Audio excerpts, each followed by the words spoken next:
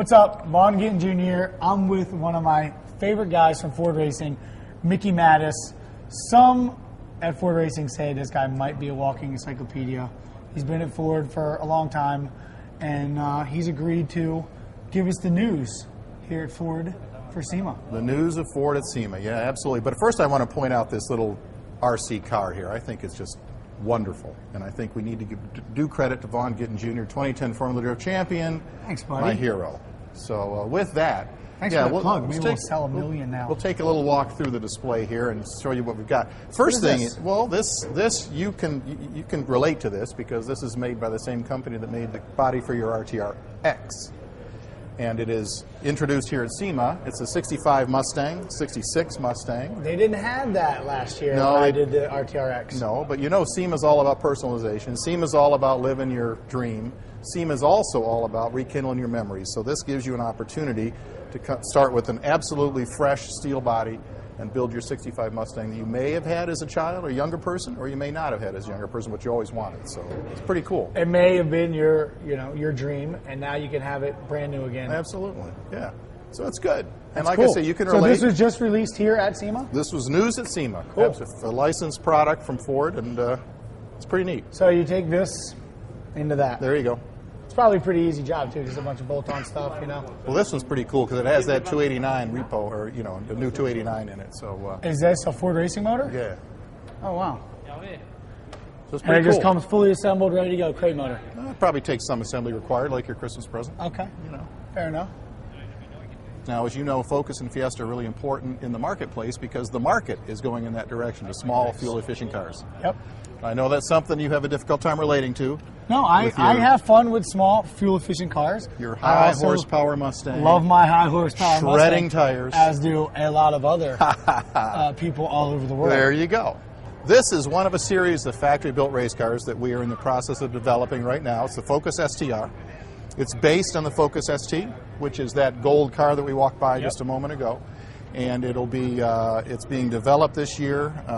It'll be campaigned in a development season in 2012, and then we're going to take orders and make it available to independent racers for both Grand Am Series and the World Challenge Series. So obviously all these turnkey race cars stem from Ford's rich history in racing. I mean, this is the 110th year anniversary of Ford racing cars, which is a huge feat. I mean, no one else is there. That's amazing. Yeah, yeah. And unfortunately, well, I should say fortunately, contrary to popular belief, I wasn't here at the beginning. You were not? I was not. Okay, well, just to clarify that, in case anyone was wondering how a lot of guys you look so good at this age.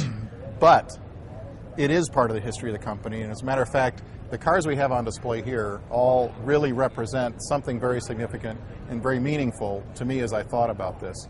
And if you talk about the genesis of the race program, that's Sweepstakes, which is the car right up here in the middle.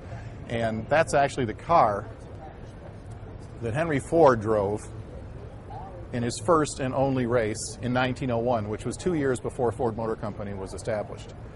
So it's a really cool and a very significant car for Ford Motor Company. So a lot of manufacturers claim that their company is based on racing or has racing in their blood. Our company literally was founded on racing because the prize he won from winning that race went into creating Ford Motor Company. Really? And the car at the far left down there is the 1967 Ford GT40 Mark IV. And that's the culmination of an effort that Henry Ford mounted back in the day when he said, "We will win." And he passed a card around to his management team who was involved in the racing program, and he literally the card literally had 3 words, "We will win." 1966 was the first victory. That was with the GT40 Mark II, followed by the GT40 Mark IV. And that car, for the longest time, until they changed the configuration of the racetrack, that held the record of 132 miles an hour for 24 hours. So then when you move to the car next to it, that's Bill Elliott's car from the late 80s. That car established the qualifying record of 212 miles an hour in Talladega. That car, because of that, largely because of that, all of a sudden restrictor plate racing was developed, right? So, and is that still the... That's still the record. That's still the record from that long largely ago. Because they did institute restrictor plates, right. And they intentionally slowed the cars down. But he had set such a high mark that changed NASCAR racing. Go down here to this Lotus. Here's a car that changed the face of USAC and IndyCar racing to this day. here again, Ford engineers worked with Colin Chapman, who owned Lotus. They came up with the package. They started in 1963. They came within a whisker of winning that race in the car's debut. And then in 1965, finally, that he was able to win with this car. And again, talk about meaningful. Nobody had really run a car with the engine in the back successfully. You know, Ford Motor Company and Colin Chapman got together, came up with a package that won the race, and again, changed the face of IndyCar and USAC to this day. And then the car at the top, you say, well, that's not very iconic. That's not an old car. Hell, that was just this last year, right?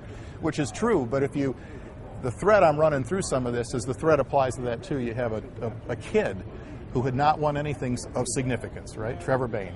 Hadn't really won the big one. Hadn't won a Nextel Cup race, Sprint Cup race.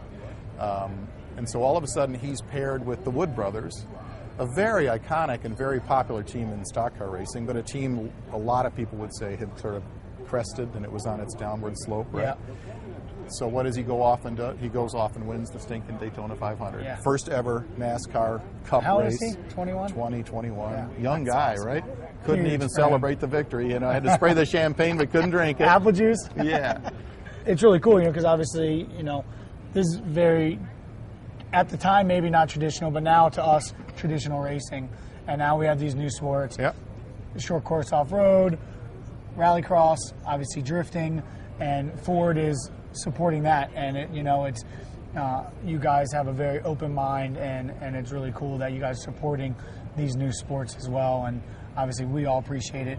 But I know that our fans in the next generation, is going to one day step back and be like, this was Vaughn, Vaughn's Mustang, and there was Ken's Gymkhana car and rallycross car. So it's really cool to see, it's a very cool time to see, to have all this stuff next to our cars and our videos playing in between them. So, well, you got to keep moving forward, right?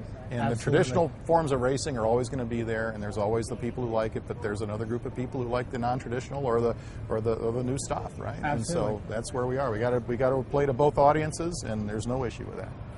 So, long live being awesome in cars.